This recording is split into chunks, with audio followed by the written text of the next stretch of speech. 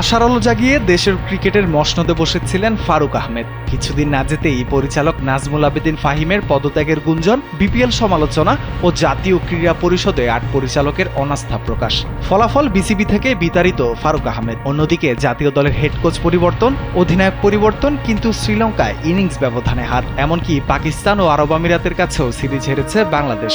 সব মিলিয়ে দেশের ক্রিকেটের টালমাটাল অবস্থার কবে মিলবে সমাধান? কবে থামবে দেশের ক্রিকেটের অস্থিরতা?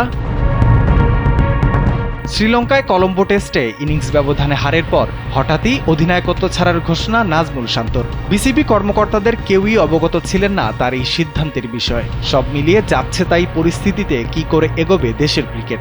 ড্রেসিং রুমে অধিনায়কত্বের লড়াই নিয়ে কি চলতেই থাকবে আলোচনা সমালোচনা?